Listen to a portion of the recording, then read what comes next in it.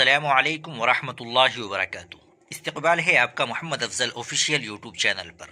ناظرین کرام، تراویح پڑھانے والے حفاظ و علماء کے لیے اہم ہدایات، افادات حضرت مولانا مفتی ابوالقاسم نعمانی دامت برکاتہم، محتمم و شیخ الحدیث دارالعلوم دیوبند۔ رمضان المبارک کے مہینے کو قرآن پاک کے ساتھ اور قرآن پاک کو رمضان المبارک کے ساتھ خاص مناسبت حاصل ہے۔ اللہ جل شانہ نے قرآن پاک کے اندر رمضان المبارک کی عظمت کو بیان کرنے اور رمضان کا تعارف کرانے کے لیے قرآن پاک کا حوالہ دیا، اور قرآن پاک کی عظمت کو بتانے کے لیے رمضان المبارک کا حوالہ دیا۔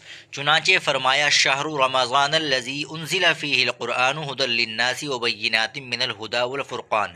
ترجمہ: رمضان کا مہینہ وہ ہے جس میں قرآن پاک نازل کیا گیا۔ اس سے رمضان کے مہینے کی عظمت معلوم ہوتی ہے کہ قرآن جیسی عظیم الشان کتاب نازل کرنے کے لیے اللہ جل شانہ نے اس مہینے کا انتخاب فرمایا۔ دوسری جگہ ارشاد فرمایا انا انزلناہ فی لیلۃ القدر۔ ترجمہ: ہم نے قرآن مجید کو شب قدر میں نازل کیا، یعنی شب قدر کی عظمت کو بیان کرنے کے لیے یہ حوالہ دیا گیا کہ اس رات کا اللہ تعالیٰ نے قرآن نازل فرمانے کے لیے انتخاب کیا۔ یہی وجہ ہے کہ رمضان المبارک میں خاص عبادت قرآن پاک کے تعلق سے مشروع قرار دی گئی۔ اس کو نماز تراویح کہتے ہیں، جس میں 2 سنتوں کی ادائیگی کی جاتی ہے۔ نمبر 1، 20 رکعت تراویح با جماعت ادا کرنا۔ نمبر 2، تراویح کے اندر ایک مرتبہ مکمل قرآن پاک کی تلاوت کرنا۔ یہ 2 مستقل سنتیں ہیں۔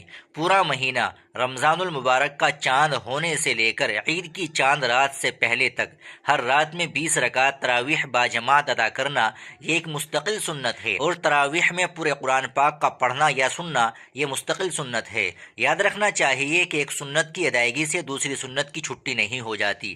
اس لیے بہت سے لوگ جو چند روز میں قرآن پاک مکمل کر کے اپنے آپ کو آزاد سمجھ لیتے ہیں، یہ غلط بات ہے۔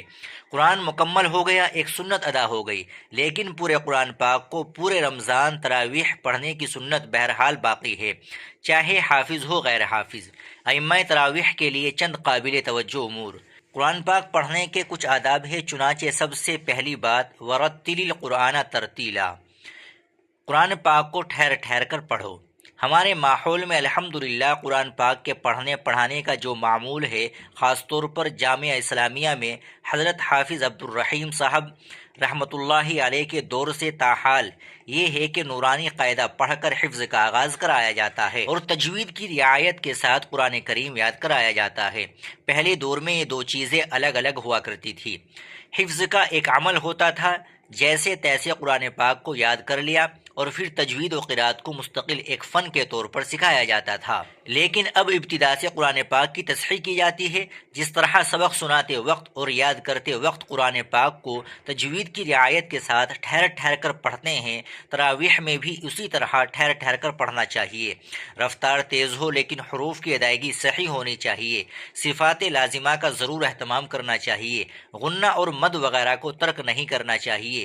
اسی طرح وقف کی جو آیتیں آتی ہے جس میں کم سے کم ایک واو یا ایک یا کی ادائیگی ضروری ہے، عالمین، یعلمون، تعلمون کو اس طرح پڑھ کر ختم کرتے کہ یعلمون، تعلمون، عالمین، اس میں یا اور واو کی ادائیگی نہیں ہوتی۔ اسی طرح جہاں الف کا مد ہے، قاف، اسی طریقے سے معاب ایک الف کی ادائیگی کم سے کم ضروری ہے۔ مد کے 3 درجے ہیں، مد قصر، مد توسط، مد طول۔ ان میں کم سے کم درجہ یہ ہے کہ جو مد لازم ہے، یعنی ایک الف کی ادائیگی ضروری ہے، اگر اتنا نہیں کریں گے تو قرآن پاک ناقص رہے گا۔ حفاظ کرام اس سلسلے میں بہت غفلت کرتے ہیں، یعنی آیات کے اختتام پر مد کی ادائیگی نہیں ہوتی، اس کا خیال ہونا چاہیے۔ اسی طریقے سے اتنی تیز رفتار سے پڑھنا کہ حروف کی صحیح ادائیگی نہ ہو تو یہ قرآن مجید کے ساتھ زیادتی ہے۔ قرآن کریم نماز میں پڑھا جائے، تراویح میں ہو، فرض میں ہو، رفتار میں کمی بیشی تو ہو سکتی ہے، لیکن اتنی تیزی کے ساتھ پڑھنا کہ حروف کی ادائیگی ہی نہ ہونے پائے تو یہ غلط ہے۔ اور ایسے ہی پڑھنے کے بارے میں کہا گیا ہے کہ کچھ لوگ ہیں جو قرآن پڑھتے ہیں لیکن قرآن ان پر لعنت بھیجتا ہے، اس لیے حفاظ کرام اس کا خیال رکھیں۔ تیسری چیز یہ ہے کہ قرآن پاک کو صرف رمضان المبارک کا مشغلہ نہ بنائیں۔ قرآن کا دور اور اس کی تلاوت پورے سال اس طریقے سے ہونا چاہیے کہ رمضان المبارک کے لیے کوئی الگ سے اہتمام نہ کرنا پڑے، پورے سال یکساں قرآن پاک یاد رہنا چاہیے۔ ہمارے پرانے حفاظ کرام کا یہی حال تھا۔ بہت سے قصے اور واقعات سنے ہیں کہ حفظ کرنے کے بعد مدت تک تراویح پڑھانے کا موقع نہیں ملا، لیکن جب اچانک کھڑا کر دیا گیا تو پارے کے پارے پڑھتے چلے گئے، کہیں کوئی تشابہ تک نہیں لگا۔ ہم نے حضرت مولانا قاری سید صدیق صاحب باندوی رحمۃ اللہ علیہ کو دیکھا کہ بوڑھے ہو چکے تھے، کمزور تھے، بیمار رہتے تھے۔ دیوبند میں حضرت مفتی محمود صاحب رحمۃ اللہ علیہ کی خانقاہ میں آئے، ہم بھی اپنی تراویح ختم کر کے آئے تھے، تو ساتھیوں نے طے کیا کہ آج حضرت سے تراویح پڑھوائی جائے، لیکن حضرت سے نہیں کہا گیا کہ آپ کو پڑھانی ہے، کیونکہ حضرت انکار کر دیتے، لیکن حافظ سے کہہ دیا تھا کہ آج تراویح کے لیے آگے مت بڑھنا۔ چنانچہ عشاء کی نماز ہو گئی، سنت پڑھ لی، تراویح پڑھانے کے لیے مصلی پر کوئی نہیں گیا، مولانا بالکل پیچھے کھڑے تھے، وہ سنت پڑھ کر کھڑے ہوئے، کان تک ہاتھ اٹھا کر کھڑے ہوئے، لیکن اللہ اکبر کی آواز نہیں آ رہی۔ پوچھا کیا بات ہے؟ حضرت آج آپ تراویح پڑھائیں گے؟ حضرت نے فرمایا ارے بھائی بہت تھکا ہوا ہوں۔ حاضرین نے اصرار کیا کہ حضرت جتنی بشاشت ہو اتنا پڑھا دیجئے۔ بس مصلی پر آ گئے، پوچھا کہ کہاں سے پڑھنا ہے، بتایا گیا کہ فلاں پارے سے۔ تکبیر کہی، اللہ اکبر، اور اس کے بعد چند رکعات میں کئی پارے مسلسل پڑھے۔ اس کے بعد صاحبزادے سے کہا کہ حبیب تو آ جا۔ حالانکہ حضرت قاری صدیق صاحب کی شخصیت ایسی تھی کہ جن کو رات دن میں 1 منٹ کی فرصت نہیں ملتی تھی۔ تعویذ والے آتے تھے، دعا کرانے والے آتے تھے، مدرسے کے معاملات تھے، لیکن قرآن پاک کا شغف تھا۔ قرآن پاک کی آیت میں اللہ پاک فرماتے ہیں کہ رمضان کا مہینہ وہ ہے جس میں اللہ جل شانہ نے قرآن نازل فرمایا۔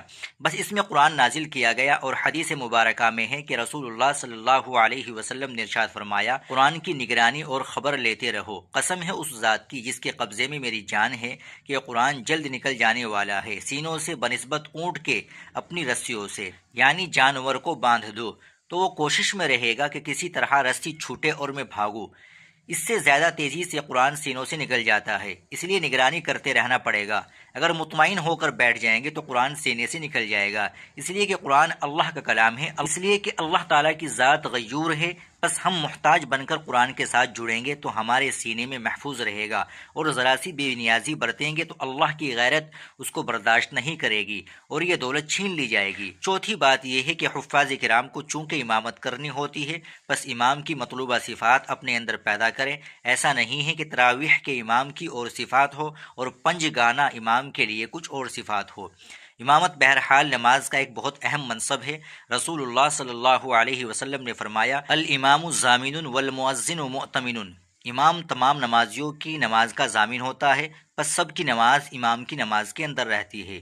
امام کی نماز اگر فاسد ہوگی تو سب کی نماز فاسد ہوگی، امام کی نماز کمزور ہوگی تو سب کی نماز کمزور ہوگی، کیونکہ پوری جماعت کی نماز ایک نماز ہے۔ اس لیے حافظ کو قرآن پاک یاد کرنے کے ساتھ ساتھ پورے سال نماز پنج گانا مسجد میں باجماعت اہتمام کے ساتھ ادا کرنا چاہیے۔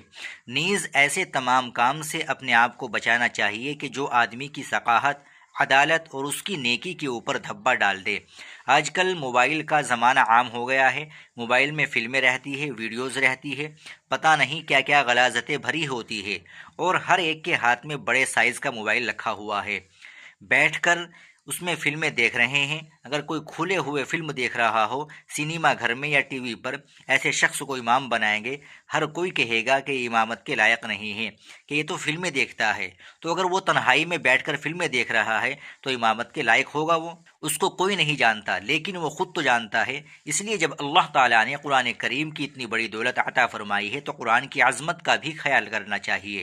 نیز یہ نگاہ جس سے قرآن پاک کو دیکھا ہے، یہ زبان جس سے قرآن پاک کی تلاوت کرتے ہیں، اس کو پاک صاف رکھے، نمازوں کا اہتمام کرے، گندے الفاظ زبان پر نہ آئے، گالی زبان پر نہ آئے، جھوٹ نہ بولیں، فحش قسم کا مذاق نہ کرے، نگاہوں کی حفاظت کرے، جماعت کا اہتمام کریں، قرآن مجید کی حفاظت کے لیے جیسے اساتذہ کرام اور ذمہ دار حضرات ترتیب بنائے، دور کو پابندی کے ساتھ کرتے رہے۔ اپنی تراویح مکمل ہونے کے پہلے بھی اور تراویح مکمل ہونے کے بعد بھی دور کا اہتمام ہونا چاہیے۔ جیسی جوڑی بنا دی جائے اس کے اعتبار سے، اور اس میں کوئی عذر نہیں ہونا چاہیے۔ ایک تو خود اپنا قرآن محفوظ اور مضبوط ہوگا، اور دوسرے یہ کہ جس ساتھی کے ساتھ دور کریں گے اس کے معاون اور مددگار بنیں گے۔ اس میں کسی طرح کی سستی اور ڈھیل نہیں ہونی چاہیے۔ نمبر 5، رمضان شریف کے تعلق سے بات ملحوظ رہے کہ امامت کی ذمہ داری بھی ہے اور حافظ ہونے کی بھی ذمہ داری ہے، اس لیے پانچوں وقت کی نماز فجر سمیت با جماعت مسجد کے اندر ادا کرنا چاہیے۔ نماز میں تعدیل ارکان کا بھی خیال رکھے، رکوع سجدہ اتنا تیز نہ کرے کہ نماز ناقص ہو جائے۔ بہت مشہور روایت ہے کہ ایک صحابی مسجد میں آئے، رسول اللہ صلی اللہ علیہ وسلم تشریف فرما تھے، ایک کنارے کھڑے ہوئے، جلدی جلدی 2 رکعت نماز ادا کی، خدمت اقدس میں حاضر ہوئے تو آپ صلی اللہ علیہ وسلم نے فرمایا فصلی فإنک لم تصلی، جاؤ پھر سے نماز پڑھو، تم نے نماز نہیں پڑھی۔ وہ صحابی گئے، پھر انہوں نے اسی طرح نماز پڑھی، پھر حاضر خدمت ہوئے تو پھر آپ صلی اللہ علیہ وسلم نے وہی جواب ارشاد فرمایا تو انہوں نے کہا کہ یا رسول اللہ میں تو ایسی ہی جانتا ہوں۔ تب آپ صلی اللہ علیہ وسلم نے ان کو نماز کا طریقہ بتایا کہ جب کھڑے ہو تو اطمینان سے قیام کرو، قرات اطمینان سے کرو، رکوع اطمینان سے کرو، رکوع سے اٹھ کر سیدھے اطمینان سے کھڑے ہو، سجدہ اطمینان سے کرو۔ یعنی ان کی نماز میں سب کچھ تھا لیکن اطمینان اور اعتدال نہیں تھا۔ اعتدال بہت ضروری ہے، نماز تراویح ہو یا پنجگانہ نماز، چاہے سنت ہو یا نفل، اتنا اعتدال ضروری ہے کہ جس سے نماز صحیح ہو جائے۔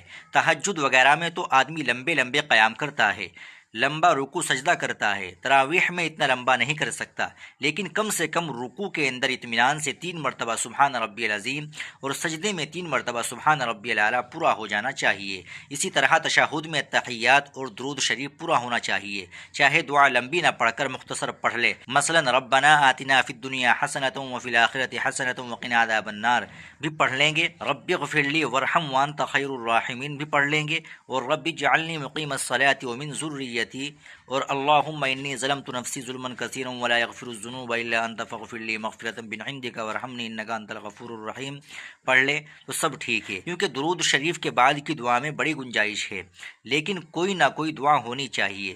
اسی طرح عام طور پر حفاظ کرام دعائے ثنا چھوڑ دیتے ہیں، اللہ اکبر الحمدللہ رب العالمین سب ملا کر 10 تراویح میں اگر 1 منٹ بھی لگے گا تو 10 منٹ کا اضافہ ہوگا۔ اس کے بعد کیا کرنا ہے؟ سونا ہی تو ہے۔ یاد رکھے کہ اللہ کے سامنے کھڑے ہو کر نماز پڑھنے کے لیے نماز کی جو سنتیں ہیں ان کو تو ادا کرے۔ دعائے ثنا کا پڑھنا سنت ہے، ایک سنت چھوڑیں گے تو نماز میں کمی آئے گی یا نہیں؟ میں یہ نہیں کہتا کہ بہت اطمینان سے پڑھے کہ نمازیوں کے لیے بوجھ ہو جائے، لیکن جو لازمی تعدیل ارکان ہے وہ ہونا چاہیے۔ رکوع میں 3 مرتبہ سبحان ربی العظیم ہو جائے، سجدے میں 3 مرتبہ سبحان ربی الاعلیٰ ہو جائے، رکوع سے اٹھے تو اتنا کھڑے ہو کہ بالکل سیدھا ہو جائے، پھر سجدے میں جائے، سجدے سے اٹھ کر اطمینان سے بیٹھے، پھر دوسرے سجدے میں جائے۔ الغرض یہ چند چیزیں ہیں جو میں نے آپ کے سامنے بیان کی ہے، میرے ذہن میں یہی باتیں تھی۔ اللہ تعالی ہم سب کو دین کی فہم اور توفیق عمل نصیب فرمائے، آمین۔ ناظرین کرام، یہ تھا مفتی ابوالقاسم نعمانی کا بیان۔ آپ اس بیان کے تعلق سے کیا کہیں گے کمنٹ باکس میں ضرور بتائیے گا۔ ویڈیو کو لائک اور شیئر ضرور کر دیں اور چینل کو بھی سبسکرائب کر لیں۔ السلام علیکم ورحمۃ اللہ وبرکاتہ۔